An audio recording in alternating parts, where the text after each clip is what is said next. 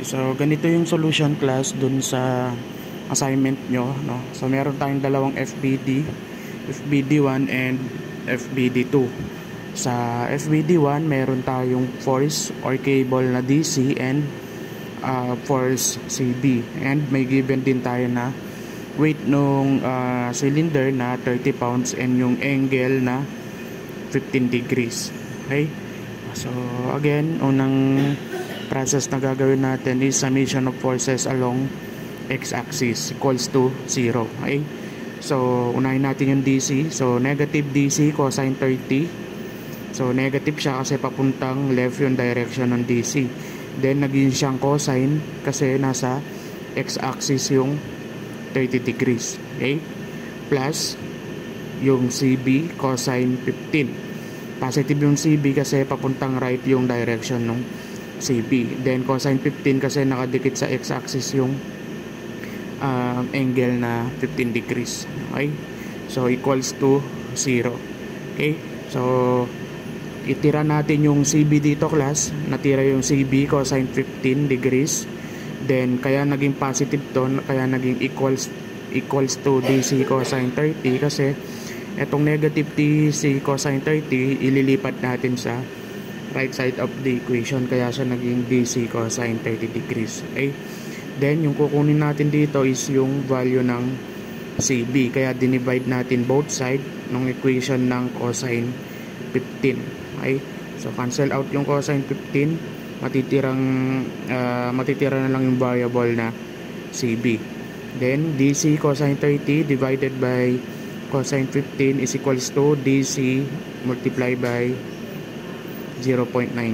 Okay, so ito yung magiging equation number 1 natin. Okay, so proceed naman tayo ngayon sa summation of forces along y-axis. Okay, so meron tayong negative CB. Unahin natin. So negative CB sin 15, no? So negative siya kasi papuntang baba yung direction ng CB. Okay? Then meron din tayong pababang direction na 30 pounds. So minus 30. So sulat lang natin 30 pounds. Wala siyang angle, kaya as it is lang natin isulat yung negative 30. Okay? Then plus DC sin 30 degrees. Positive siya kasi upward yung direction ng DC. Okay? So plus DC sin 30 degrees is equals to 0. Okay? So gawin natin ngayon, lipat natin yung walang variable sa right side ng equation. So negative CB sin 15 degrees plus DC sin 30 is equals to, from negative lilipat natin sa right side ng equation, magiging positive 30 pounds. Okay? So alam natin kanina na yung CB daw is equal siya sa DC 0.90. Ngayon itong DC 0.90 papalitan na, isa-substitute natin dito sa DC na to. Isa-substitute natin dito sa CB. Okay? Yung CB, yung equation 1 natin kanina, CB is equals to DC 0.90. So itong value ng CB, isa-substitute natin dito sa CB na to. Okay? So negative, lagay natin dyan, DC 0.90 multiply by sin 15. Copy lang natin yan class, ha. Yung CB, nilagay lang natin yan, DC 0.90, kaya siya naging DC 0.90 multiply by sin 15, ito sin 15 plus DC sin 30 plus DC sin 30 is equals to 30 pounds. Okay? So 0.90 multiplied by sin 15 is equals to negative DC 0.23, ay 0.23 plus D sin 30 is equals to 30 pounds. Okay, so negative DC 0.23. Since pareho na yung variable natin na DC, hindi ko lang nalagay ito, pareho na yung variable natin na DC, pwede na nating pag-add itong 0.23 at saka sin 30. So negative DC 0.23 plus DC sin 30 is equals to positive DC 0.27.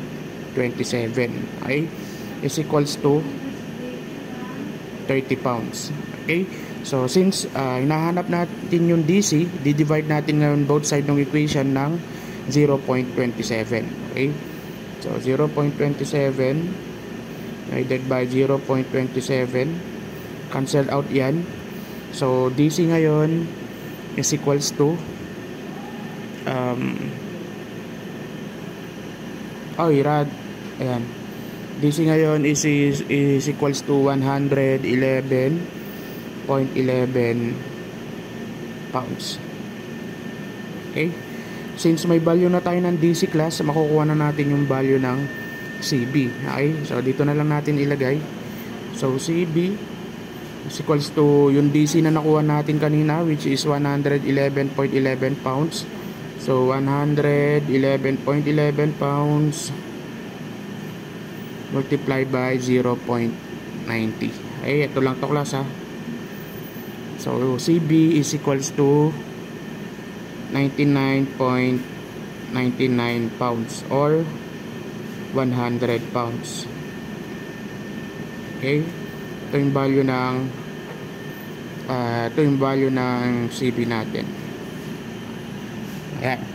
So may value na tayo ng CB class. Ngayon, itong nakuha nating value ng CB, equal din siya dito sa FBD number 2 natin, dun sa CB ng dun sa 4 CB ng FBD number 2 natin. So lagay natin dito, equal daw siya sa 100 pounds. Okay, yan. So yung pinapahanap dito sa problem is yung force F. Okay, yung weight ng cylinder F. So again, summation of forces along x-axis tayo equals to 0. So from BA, positive BA,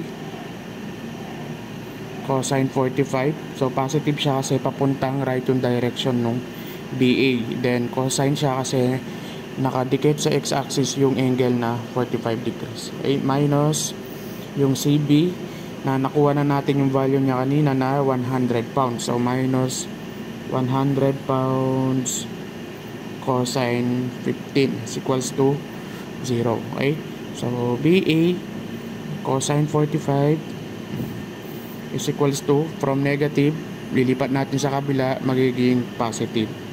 So positive 100 cosine 15 degrees. Okay, so divide both side ng cosine 45, no, para matira na lang yung BA. So cancel out yung cosine 45. BA is equals to 100 cosine 15 divided by cosine 45 is equals to 136.60 pounds. Okay, so nakuha na natin yung BA class. Ngayon, kunin naman natin yung F through summation of forces along y-axis. So, summation of forces along y-axis is equals to 0. Okay? So, positive yung force natin sa BA, positive din yung CB natin. Okay? So, nakuha na natin yung value ng BA kanina, which is 136.60 pounds. So, 136.60 pounds sin 45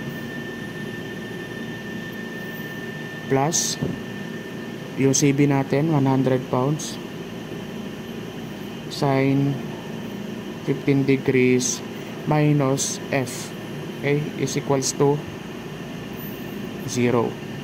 So transfer natin yung F sa kabila class para maging positive. So magiging F is equals to 136.60 pounds sin 45 plus 100 pounds sine 15. So input lang sa calculant class, yung f is equal to